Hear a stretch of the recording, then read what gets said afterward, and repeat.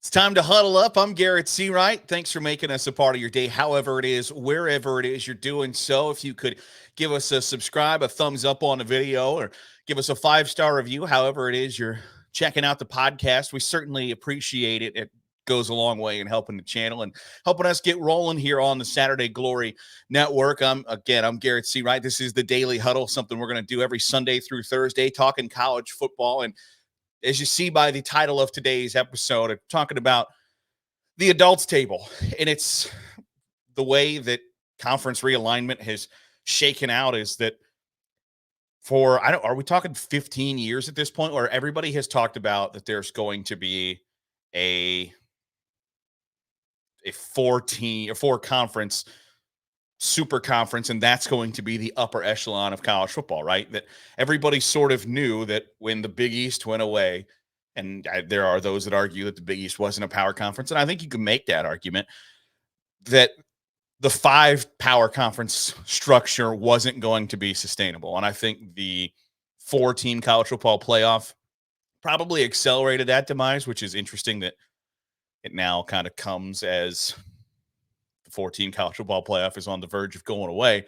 But we've been generating towards this for a really long time, that it was always going to end up this way, that there were going to be 4 power conferences. And I think there are those that would argue, and I think they might be right, that there are now 2 power conferences in the Big Ten and the SEC, and then the ACC and the Big 12 when it comes to football. Which, again, interesting timing, because the Pac-12 might be the second best conference in 2023, and it might be the last year of the conference. And that's where our attention is turned to today, is the Pac-12. I don't think there's many people who would argue that if the remnants of the Pac-12 stay as they are right now, Stanford, Cal, Washington State, Oregon State, and they reload with schools from the Mountain West, American Athletic Conference, and maybe even Conference USA, that will remain a Power 5 conference. I don't think anybody thinks that.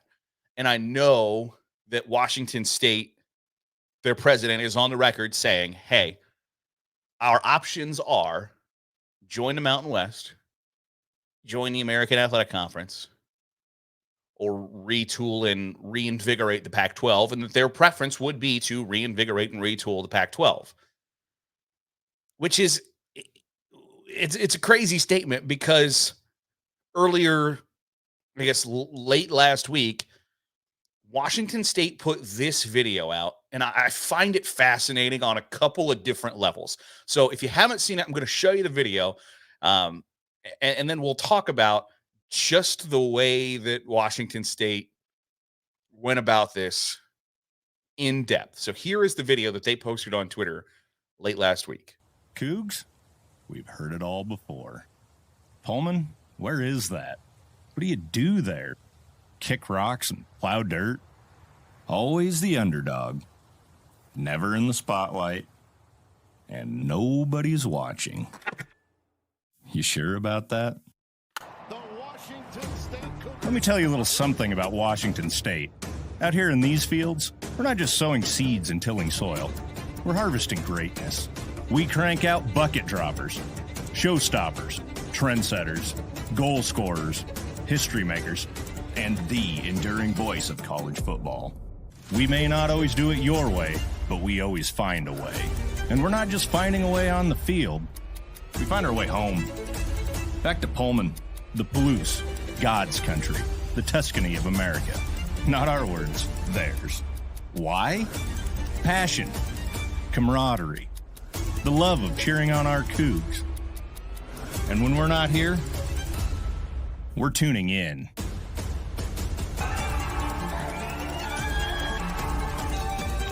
But it's not just Cougs watching. Just take a look at these numbers. Yep, that's millions of eyeballs on the best logo in college sports. Small town? So what? Underdogs? We'll keep surprising you. Nobody's watching. You sure about that?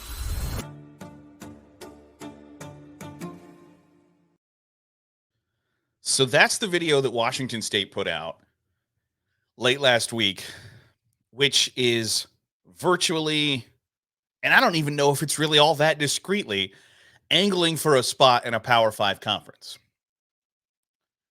And my first reaction to that is that if you have to ask for a seat at the adults table, you probably don't belong at the adults table. And if you have to ask for a seat at the adults table, everybody else probably knows that you don't deserve and don't warrant a spot at the adults table. Has that ever worked? Has anybody ever at Thanksgiving at your house and your younger 8-year-old cousin is like, I want to sit with the big kids? If you have to ask, you probably aren't there yet. It's implied. It's a natural. If Washington State deserved to be in a Power Five conference and was being left out, somebody probably throws a life vest. Somebody probably throws a life jacket. Somebody lets you on their ship. And the fact that the Big 12 looked around and went, all right, so we have our pick of who we want. And you could probably, I think you could make the case, and you're probably right, that Stanford and Cal were like, we're good. Academically, we don't need to be in the same conference as Oklahoma State and Iowa State. And that's elitist and all of those all those things you want to say. You're right. And if that's the first thing that comes to your mind, you're probably not a fit in the Big 12. But conceivably, Oregon State and Washington State wanted to be in the Big 12 along with Arizona, Arizona State, and Utah. And they're not. I hate to do the whole Brian Windhorst thing. Now, why is that? Why would that be? And it's not a fun truth to confront. What do you add? What do you add if you're Washington State or Oregon State to the Big 12? Not a whole lot. And I know the argument is the TV numbers, and we'll get to that in a second. But the video, I think, reeks of desperation. And that's a tough spot to be in because you're in a no-win situation. If your options are join the Mountain West, which you're probably like, I would think that's your best case scenario for Washington State and Oregon State, is join the Mountain West. You have other state schools that are geographically similar. They have similar stadiums, things like that. And I, by the way, I think that is another, like, I don't know that the Washington, and this is all this is all just targeted at Washington State because they were the ones who put this out. If Oregon State had done the same thing, I'm probably sitting here going, wait, Beavers, do you think that asking for a spot at the big kids table is gonna work? And maybe it will. There's only one way to find that out, is to do it, but I don't think it works. It reeks of desperation from Washington State. Reeks of desperation because your options aren't great. You know that you're not getting into the Big 12. You likely know that the Pac 12 is done. You can hold on to the hope that this conference that you've been in for a really long time and have really great feelings for has disintegrated, and you'd like to rebuild that. But the options aren't great because essentially you're probably going to get those schools from the Mountain West. And you're going to do to a different conference what just happened, what just you had happened to your conference. Because I imagine in a Washington State, Oregon State led Pac 12, is Stanford going to say, oh, you know what? Yeah, bring in Wyoming, bring in UNLV. Because if you didn't want to be academically associated with some of the schools in the Big 12, how is the Mountain West any different? It's not? Okay. So then kind of put that one on the back burner. I realize that the best option in your eyes is retool the Pac-12. We'll add 8 schools and it'll be great. But I think you're trying to sell yourself a bill of false goods. So I think the video reeks of desperation. And I think, and I've, and it, I feel bad for Washington State because the idea that, see, we're relevant rests on Keith Jackson, Drew Bledsoe, and Klay Thompson. That's rough. You can't use Keith Jackson, Drew Bledsoe, and Klay Thompson as your earmarks of relevancy in 2023. It doesn't work. Drew Bledsoe was the number 1 overall pick in the NFL draft. And that's something really cool that you can hang your hat on. But it happened 30 years ago. Not an exaggeration. Literally, he was the first overall pick in the NFL draft 30 years ago. And so if that is what you're saying, see, look, we belong in a Power 5 conference. We had a number 1 overall draft pick 30 years ago. The world's changed a little bit in those 30 years. And if that's what you're pointing to is like, see, our football program matters. Drew Bledsoe, baby. It ain't good. Keith Jackson might as well be a foreign concept to kids these days. While I agree that, yes, he is the greatest voice in college football history. There was a tweet that went viral a couple of weeks ago that had, it was, I think, Keith Jackson, Gus Johnson, Brent Musburger, and somebody else that were the like, hey, if you had to watch your favorite team in a big game, you got to choose one announcer, who you choosing? I tweeted out, if you choose anybody other than Keith Jackson, you deserve to be beat over the head. And I will die on that hill. But if you're going to say, hey, this guy who was the voice of college football until 2006 makes us relevant, you don't have a very strong case. And similarly, if Klay Thompson is your, hey, we belong in a Power 5 conference, look at these players we've produced. Okay, you should be really proud of Klay Thompson. You should. But that doesn't put you in a Power 5 conference. That doesn't give you a seat at the big kids table, at the adults table. And I assume that they see that. I assume that they know, like, okay, if you look at USC, UCLA, Oregon, Washington, and even to a lesser extent, Arizona, Arizona State, Colorado, Utah, do you have the argument that they have? Not really. Because everything, like Oregon might not have the huge media markets. It might not have a Seattle media market like Washington State would conceivably give you in a new TV contract. They have a really strong athletic program.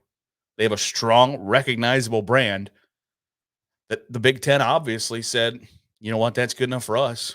Washington gives you both a strong brand and a major media, and at least a large media market. What does Oregon State give you? Pretty good baseball program.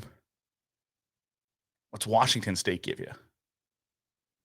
Not a lot, not a ton. And if you have to point towards Klay Thompson, Drew Bledsoe, and Keith Jackson as your, like, hey, look at us, look what we've done, that's not going to hold up against Arizona basketball or Colorado football. And I know Colorado hasn't been great in recent years, but they've still got they've got a Heisman Trophy winner. They got a national championship. Similar to Drew Bledsoe, it's 30 years ago, but they've got a pretty strong athletic brand and a major media market. Washington State and Oregon State don't have that. Stanford has arguably the best athletic department in the country and a major media market, and their own elitism might keep them out of. It certainly appears as if they want to be in the ACC, and we'll chat about that here in a second. But Washington State and Oregon State don't have those. And so going back to it reeks of desperation when you're slapping everything you can at the wall to put it together. Ah, it doesn't land. If that's the best case you've got for why you should be in a Power Five conference, you don't have a strong case. And then finally, the TV viewership claims that they put in that video are a bit misleading. When you look at the overall TV ratings, yes, Washington State has gotten pretty good numbers. But I don't think it's because of Washington State. When you look at the numbers that they've gotten that they're pointing to going, hey, look at this. We've got more than 1 million viewers. It's generally against USC, UCLA, Oregon, and Washington. 4 schools that are bolting for a different conference because of the disparity in the Pac-12. So yes, you can point and say, we had more than 1 million viewers. Right. When you were playing more recognizable brands. There aren't 1 million people tuning in for Washington State versus Oregon State or Washington State versus Arizona or Washington State versus Cal. There's just not. And that's okay. But to kind of falsely, and the numbers don't lie, they're true numbers, but they lack context when you're trying to point to, see, people watch us. Yes, they do. When you play more important teams, when you play Oregon and USC, when you play UCLA and Washington, is the Apple Cup a big deal? Hell yeah, it is. And it's been a lot of fun at times. It's been a really great game. But people aren't going, hold on, let me check the TV listings and see when the Cougs are on. It's not happening. And on the flip side, you can point and say, look at us with how many games we have 1 million viewers. 1 million viewers doesn't matter to TV. TV is now looking at how many games can I put together that are going to get me 4 million viewers or more. And that's just the reality of the situation. It's why the Big Ten is going to go away from divisions. Because I need, if I'm the Big Ten and I'm Fox Sports and now NBC and CBS, I need Nebraska, Wisconsin, USC, UCLA, and to, I guess, a lesser extent, Iowa, to play Ohio State, Michigan, Michigan State, and Penn State as often as possible because I need 4 million viewers. And there's a part of me, and I think we'll see this. I think we'll see this in the first couple of weeks of TV, especially on a 7:30 game on NBC. Depending on, as long as the matchup isn't horrendous, as long as you're not getting like, hey, it's Rutgers versus Illinois on Saturday night, you're probably going to draw 4 million viewers. But getting that 4 million number is what the TV networks have decided. This is where we have to get to make a really sizable chunk of advertising revenue back on our really substantial investment in college football. So Washington State can point to the numbers and say, we've got more than 1 million viewers. You're not in that stratosphere yet. And so to angle for a seat at the adults table, when your case is, I know we need 4 million viewers, but we've got 1. And see, look at the prospects and the players we've put into the pros that have been really great, like Gardner Minshew, Drew Bledsoe, and Klay Thompson. You don't have a strong case. And I think that stinks, and I think that really stinks to confront. Because I'm sure that they've known, hey, if this ever implodes, we're not in a great spot. And you've had a little more than a year to confront that of, okay, USC and UCLA have bolted. We need a new TV deal. And if any of this goes south, I'd like to think that they're self-aware enough to look around and go, we don't really have a landing spot that keeps us in the Power Five. And I don't, and again, I'm sure boosters don't want to hear this, fans don't want to hear this, coaches don't want to hear this, administrators don't want to hear this. Maybe you've been blessed for a really long time of being included and involved in this level of college football, of really all college sports, because of proximity, and you've been a benefit of you've been a benefactor of that because and believe me, Washington State and Oregon State are not the only ones who fit this bill. And we'll talk about this, I'm sure, at some point, that the conferences will get so big that eventually they'll start looking around those meetings going, oh, wait a second. Why is Vanderbilt getting my money? Why is Northwestern getting my money? Why is Boston College getting my money? So Washington State and Oregon State are not alone in this. You kind of get grandfathered in because if college football were to start today, is Northwestern in the Big Ten? Is Purdue in the Big Ten? Probably not. Is Vanderbilt in the SEC? Probably not. Is Wake Forest in the ACC? Is Baylor in the Big 12? Maybe. But I bet they are glad that college football isn't starting today because otherwise, I don't know that they like their position. So I think there's got to be some I think you got to be grateful at least of like, hey, for a really long time we've been a beneficiary of being in a good geographic location because has Washington State or Oregon State's investment in football or in sports in general been as big as it has been at other schools? Not really. You've been able to kind of ride those coattails a bit. And now that you're in full on survival mode, you're confronted right smack dab in the face of, okay, we're not in a great position here. And I don't know that we have if this is the best case we've got to put it out there. And so I think there's a little bit of, I don't know if jealousy is the word, but you see reports that, okay, the ACC might be considering, and depending on what report you believe, Stanford and Cal to join the ACC, which there are the argument of like, oh, these conferences ridiculously, the geographics are ridiculous. Yeah, they have been for a really long time, and just now getting to Penn State and Minnesota have been in the same conference for 30 years. It's not like Boston College has been in the same conference as Miami. The idea that like these these used to be really compact geographically. Yes, they did for a long time ago, and they haven't been in a while.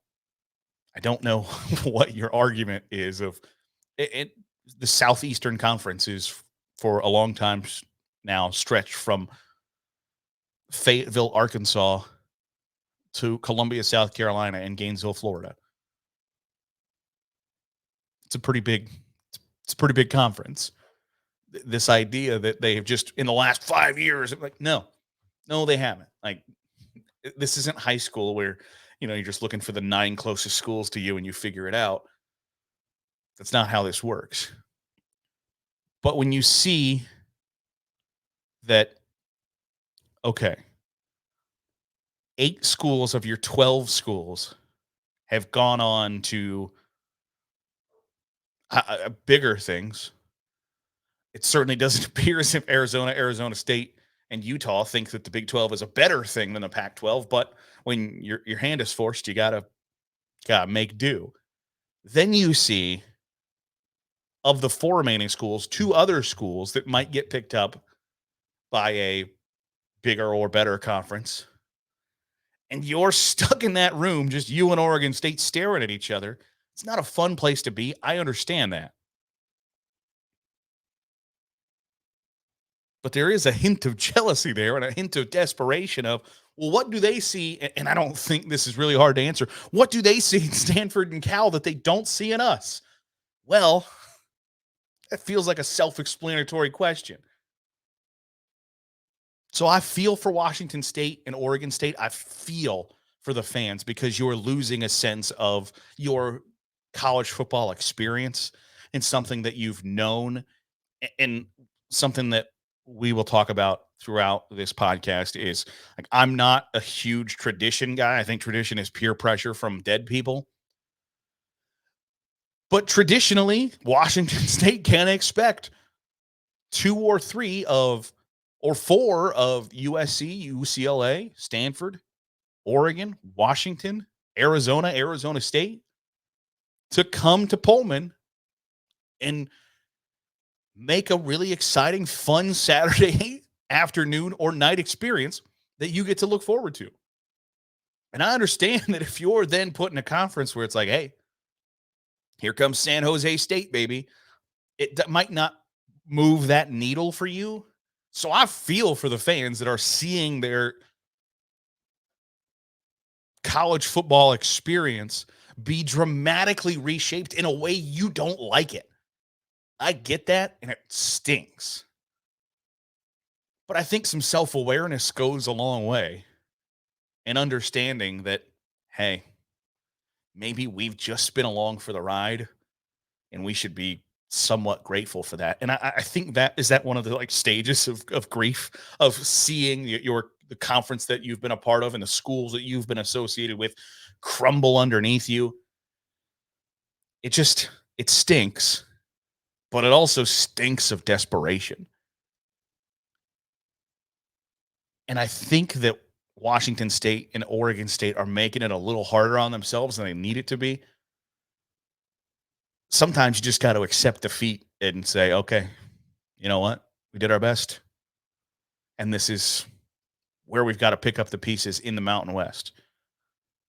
And they'll create new rivals, and it'll be, and maybe I'm getting ahead of myself because I think the American Athletic Conference is an option for them as well. I just know that if I'm going to have to drop down from from that Power Five level to a Group of Five level, I'm I would probably rather just be regionally rather than like, hey, we're flying to Annapolis and we're going to play we're going to play Navy. Okay, like you can still get excitement out of that, but you might as well develop new rivalries and have somewhat closer games for your fans to go to in the Mountain West. That's just my opinion on it. That Saturday experience is going to be reshaped for fans at Washington State and Oregon State, conceivably. And that's okay. You just got to get on board with it without damaging your brand. Now, I will say in that video that we watched from Washington State, they might have a case for the best college logo. I mean, that cougar is badass. It's a good looking logo. And where we've now gotten where like every logo is just, the first letter of every school, for Washington State to put that together and still like it still holds up and it looks badass. They might have a case there. But to point and say, hey, we got 1 million people watching us when like 4 million viewers is the kind of like benchmark now. The case doesn't work for Washington State. So if you got to ask for a spot at the big kids table, the adults table, you probably don't deserve one. And I know that in kind of crisis situation, you're throwing whatever you can at the wall to see what sticks, and whatever you think is going to help you out, you're doing it. But I don't know that helped you out. So that'll do it for today's edition of the Daily Huddle. Later this week, we're going to chat about starting quarterbacks because some schools haven't named one yet.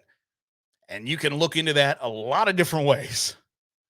And we'll see how you can look into that a lot of different ways. Also, coming up this week, we'll chat about Jim Harbaugh and just why he made the decision to step away from a deal with the NCAA on why, or on for a 4-game suspension, why he did that.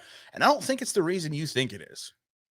So we've got that to look forward to as we approach week 0. Oh my goodness, college football is almost back, and it'll be 19 straight Saturdays of the world's greatest game. And I'm looking forward to it right alongside you. So that'll do it for today's edition of the Daily Huddle. Again, like, subscribe, Give us a 5-star review on however you're listening to the podcast. It really helps the channel, and it helps us get in front of more people so we can keep talking college football. I'm Garrett Seawright. I'll catch you next time on the Daily Huddle right here on Saturday Glory.